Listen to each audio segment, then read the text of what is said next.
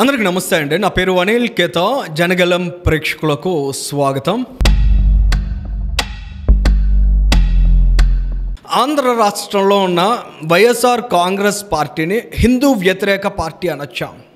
హిందువులని నాశనం చేయడానికి ఆవిర్భవించిన పార్టీ అనొచ్చా?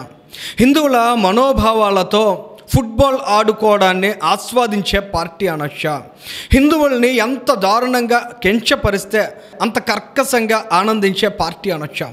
జగన్మోహన్ రెడ్డి, ఆయన అనుచర బృందం, ఆయన అవినీతి బృందం, ఆయన దోపిడీ బృందం ఆంధ్ర రాష్ట్రంలో హిందువుల విషయంలో ఎంత దారుణంగా దుర్మార్గంగా ఆనాడు 5 ఏళ్ల కాలంలో వ్యవహరించారనేది అందరికీ తెలిసిందే. తిరుమల వైభవాన్ని దెబ్బతీయాలి, తిరుమలలో అపచారాలు చేయాలి, అపచారాల మయంగా తిరుమల క్షేత్రాన్ని మార్చేయాలి, అక్కడికి భక్తులు వెళ్లకుండా నిరుత్సాహపరచాలని జగన్మోహన్ రెడ్డి కంకణం కట్టుకుని ఆ రోజుల్లో పనిచేశాడు. అందులో భాగంగానే ఆయన అధికారంలోకి వచ్చి రాగానే తిరుమల లడ్డు నాణ్యతను దెబ్బతీశాడు, కల్తీ చేశాడు, జంతువుల కొవ్వును కలిపాడు. అంతకంటే దిగజారుడు దానం ఇంకేమైనా ఉంటుందా? హిందువుల ఓట్లు దండుకొని అధికారంలోకి వచ్చి ముఖ్యమంత్రి పీఠం మీద కూర్చుని గుడి సెట్టులు వేసి గుడిసేటి పనులు చేసినటువంటి దుర్మార్గమైన నాయకులుగా ఆ పార్టీలో ఉన్నటువంటి అధినేత పేరు పొందాడు. మరి ఇవాళ ఆంధ్ర రాష్ట్రంలో తిరుమలకు సంబంధించి వాళ్ళు చేసిన ఘోరాలు రోజు రోజుకి ఒక్కొక్కటిగా వెలుగు చూస్తున్నాయి. వాటిని చూసిన తర్వాత హిందువుల్లో కాస్త చలనం కలగాలి. అటువంటి నాయకుడిని లేదా అటువంటి పార్టీని సమర్థించేటువంటి వాళ్ళకి కాస్తైనా సిగ్గు కలగాలి. ఎందుకంటే తిరుమల లడ్డూని కల్తీ చేశారనేది అక్కడ సుప్రీంకోర్టు స్థాయికి వెళ్ళి అక్కడ ఓ పిటిషన్ ఆ రోజు దాఖలు చేసి వైవి సుబ్బారెడ్డి ఇక్కడ కల్తీ జరిగిందనే విషయం రుజువు కాగానే ఇమీడియట్గా దాన్ని విత్డ్రా చేసుకుని కుక్కిన పేన్లా సైలెంట్ అయ్యారు వాళ్ళు. అంటే ప్రస్తుత కూటమి ప్రభుత్వంలో కూడా ఖచ్చితంగా వాళ్ళ విషయంలో కాస్త మెతక వైఖరిని అవలంబిస్తూ ఉన్నారు. వాళ్ళు చేసినటువంటి దారుణ దుర్మార్గాలు వెలుగులోకి వచ్చిన ఎస్టాబ్లిష్ అయినా వాళ్ళ మీద చర్యలు మాత్రం తీసుకోవట్లేదు.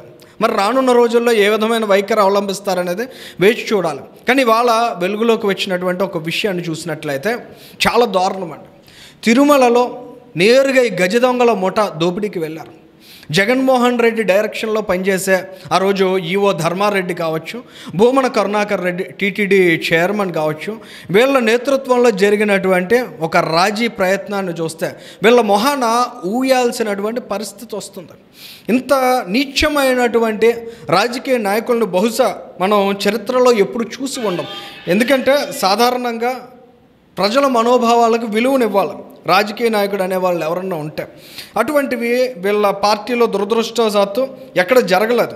వీళ్ళు అణువునా కూడా అవకాశం చిక్కినప్పుడల్లా కూడా హిందువుల్ని దోపిడీ చేయాలనేది మాత్రమే టార్గెట్గా పనిచేసుకున్నారు. తిరుమల పరకామణిలో జరిగినటువంటి చోరీ 2023 సంవత్సరంలో ఒక వ్యక్తి స్వామివారికి భక్తులు భక్తి శ్రద్ధలతో ఇచ్చినటువంటి హుండీ సొమ్మును కాజేశాడు. ఆ వ్యక్తికి సంబంధించి వైఎస్ఆర్ కాంగ్రెస్ పార్టీ ఆ రోజు ముఖ్య నాయకుడిగా ఉన్నటువంటి భూమన కరుణాకర్ రెడ్డి మరి జగన్మోహన్ రెడ్డి డైరెక్షన్లోనే చేశారా అంటే ఖచ్చితంగా చేశారనే చెప్పాలి. ఎందుకంటే జగన్మోహన్ రెడ్డి కళ్ళు కప్పి వాళ్ళు ఏమీ చేయడానికి ఉండదు కాబట్టి. నేరుగా వైఎస్ఆర్ కాంగ్రెస్ పార్టీ ఒక ట్వీట్ చేసింది. ఆ ట్వీట్లో ఉన్నటువంటి సారాంశం ఒకసారి మనం గమనించినట్లయితే నారా లోకేష్ గారికి రెస్పాండ్ అవుతూ భూమన కరుణాకర్ రెడ్డి రాసినటువంటి ఒక బహిరంగ ప్రకటనను వైఎస్ఆర్ కాంగ్రెస్ పార్టీ రిలీజ్ చేసింది. దాంట్లో ఉన్నటువంటి కంటెంట్ ఒకసారి మీరు వినండి. శ్రీవారి హుండీ లెక్కింపులో అమెరికన్ డాలర్ నోట్లు చోరీ చేస్తూ సివి రవికుమార్ అనే వ్యక్తి 2023 ఏప్రిల్ 29న టీటీడీ విజిలెన్స్ సిబ్బంది పట్టుకున్నారు. ఆ వ్యక్తిని పట్టుకున్న తర్వాత 72,000గా ఆ రోజు విజిలెన్స్ సిబ్బంది నిర్ణయించడం ఏంటి, అక్కడ ధృవీకరించాలి కానీ నిర్ణయించారు. అంటే వీళ్ళు చెప్పారు కాబట్టి ఆ విధంగా నిర్ణయించారన్నమాట. అంటే ఆ దొంగతనాన్ని గుర్తించి పట్టుకున్నది మా వైఎస్ఆర్సీపీ హయాంలోనే కదా.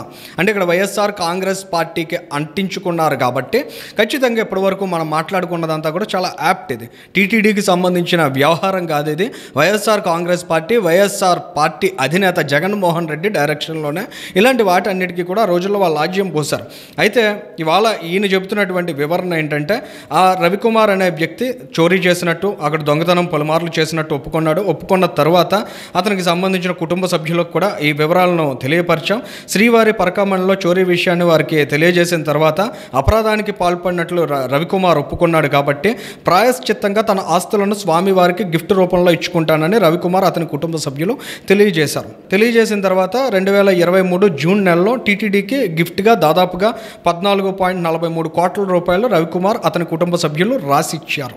ఆ తర్వాత టీటీడీ బోర్డు దీనికి సంబంధించి ఒక తీర్మానం చేసింది.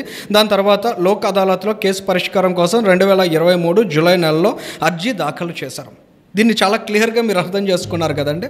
ఏప్రిల్ నెలలో చోరీ జరిగింది, జూన్ నెలలో స్వామివారికి గిఫ్ట్ రూపంలో ఇచ్చారు, జూలై నెలలో టీటీడీ బోర్డు దీని మీద ఒక తీర్మానం చేసింది, అతని మీద కేసు అవసరం లేదు, లోక్ అదాలత్లో దాన్ని సెటిల్ చేసుకుందామని.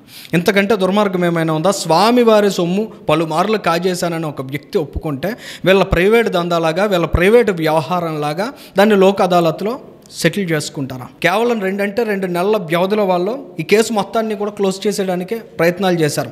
ఇవాళ భానుప్రకాష్ రెడ్డి గారు మాట్లాడారు, బీజేపీ నాయకులు తిరుపతిలో ఆయన ప్రెస్ మీట్ పెట్టి చాలా స్పష్టంగా ఆయన చెప్పినటువంటి విషయాలు ఏంటంటే 100 కోట్ల రూపాయల మేర దొంగిలించారు. అందులో 14.43 కోట్ల రూపాయలు స్వామివారికి ఏవైతే రిటర్న్ గిఫ్ట్ రూపంలో ఇచ్చారని ఇవాళ భూమన కరుణాకర్ రెడ్డి చాలా గొప్పగా దాన్ని సమర్థించుకుంటున్నాడో, 40 కోట్ల రూపాయల మేర వైఎస్ఆర్ కాంగ్రెస్ పార్టీ నాయకులకు ముడుపులు ఇవ్వడం ద్వారా ఆ కేసును ఆ రోజు రాజీ చేసుకోగలిగాడు సదరు రవికుమార్ అనే వ్యక్తి అనేది భానుప్రకాష్ రెడ్డి గారు చాలా స్పష్టంగా చెప్పారు. అసలు స్వామివారి హుండీ సొమ్మును ఈ విధంగా దోచేసి బయటకు వెళ్ళి రియల్ ఎస్టేట్లో పెట్టుబడి పెట్టి వ్యాపారాలు చేసుకున్నటువంటి వ్యక్తి రాజీ చేసుకోవడానికి ఏ విధంగా టీటీడీ బోర్డు ఆ రోజు అంగీకరించింది, ఆ బోర్డు నిర్ణయాన్ని ఇవాళ భూమన కరుణాకర్ రెడ్డి ఏ విధంగా సమర్థించుకుంటున్నాడు అనే విషయాన్ని మనం గమనించినట్లయితే ఖచ్చితంగా ఇందులో జగన్మోహన్ రెడ్డి పాత్రతో సహా పెద్ద ఎత్తున వ్యూహరచన చేసి అక్కడ రవికుమార్ చేసినటువంటి తప్పిదాన్ని అడ్డు పెట్టుకుని వీళ్ళు పెద్ద ఎత్తున లబ్ధి పొందారనే విషయం చాలా స్పష్టంగా ఎస్టాబ్లిష్ అవుతోంది. అందుకనే హైకోర్టు ఈ విషయాన్ని చాలా తీవ్రంగా తప్పుపట్టింది. నిన్నటి రోజున హైకోర్టు ఏ విధంగా లోక్ అదాలత్లో ఈ విషయాన్ని సెటిల్ చేస్తారనే దాని మీద చాలా ఆగ్రహం వ్యక్తం చేస్తూ దీన్ని సిఐడికి బదలాయించింది. సిఐడి ఖచ్చితంగా వచ్చే నెల 13వ తేదీ నాటికి దీనికి సంబంధించి విచారణ జరిపి సీల్డ్ కవర్లో నివేదిక సమర్పించాలని ఆదేశాలు జారీ చేసింది. టీటీడీ విజిలెన్స్ నివేదికను కూడా భానుప్రకాష్ రెడ్డి గారు చూపించారు. టీటీడీ విజిలెన్స్ ఆ రోజు ఏం చెప్పిందంటే ఈ కేసుని లోక్ అదాలత్లో సెటిల్ చేసుకోవాలని మా మీద పోలీసు శాఖ నుంచి తీవ్రమైన ఒత్తిడి ఉన్న కారణంగా మేము ఈ రకమైనటువంటి నివేదిక ఇస్తున్నాం లోక్ అదాలత్లో సెటిల్ చేసుకోవడానికి అనేది. అంటే ఓవైపు బోర్డు ద్వారా నిర్ణయం తీసుకున్నారు, తీర్మానం చేశారనేది భూమన కరుణాకర్ రెడ్డి చెప్తున్నాడు. మరోవైపు టీటీడీకి సంబంధించిన విజిలెన్స్ రిపోర్ట్లో చాలా స్పష్టంగా పోలీసు శాఖ నుంచి మా మీద ఒత్తిడి వచ్చిందన్నారు. ఇవాళ మనం గమనించినట్లయితే నిన్నటి రోజున హైకోర్టు చాలా స్పష్టంగా చెప్పింది, లోక్ అదాలత్లో జరిగినటువంటి ఈ ప్రక్రియను తప్పుపట్టింది, దాన్ని ఇమీడియట్గా రద్దు చేసి సిఐడి ఎంక్వైరీకి ఆదేశాలు ఇచ్చింది. ఇక్కడ చాలా క్లియర్గా స్పష్టంగా మనకు అర్థమవుతుంది ఏంటంటే భూమన కరుణాకర్ రెడ్డి తిరుమల తిరుపతి దేవస్థానంలో జరిగిన ఒక చోరీ అంశాన్ని అడ్డు పెట్టుకుని ఎంత దిగజారుడుతనంగా ఆ అవకాశాన్ని కూడా వీళ్ళ ధనార్జన కోసం మార్చుకున్నారు, అవినీతి సొమ్మును తినడానికి దాన్ని కూడా ఒక సాకుగా చూశారంటే ఇంత నీచమైనటువంటి వ్యక్తులు తిరుమల తిరుపతి దేవస్థానంలో ఆ రోజుల్లో పెత్తనం చేశారంటే యావత్ హిందూ సమాజం కూడా దీన్ని ఖచ్చితంగా ఆలోచించాలి. ఇటువంటి వ్యక్తులకు ఆ రోజుల్లో ఓట్లు వేసి గెలిపించారు. అటువంటి వ్యక్తులు హిందువులకు సంబంధించిన మనోభావాలతో లింక్ అయ్యి ఉన్నటువంటి అంశాల్లో ఇటువంటి దుర్మార్గాలకు ఒడిగట్టారు. ఏదేమైనా జగన్మోహన్ రెడ్డి ఏ స్థాయి హిందూ వ్యతిరేకి, ఏ స్థాయిలో హిందూ మనోభావాలతో ఆడుకోవడానికి సిద్ధమయ్యాడనేది ప్రస్తుత ఈ ఉదాహరణ ద్వారా మరోసారి చాలా స్పష్టంగా తేటతెల్లం అవుతోంది. ఈ వీడియోకి సంబంధించి మీ అభిప్రాయాన్ని కూడా కామెంట్ చేయండి. Thank you.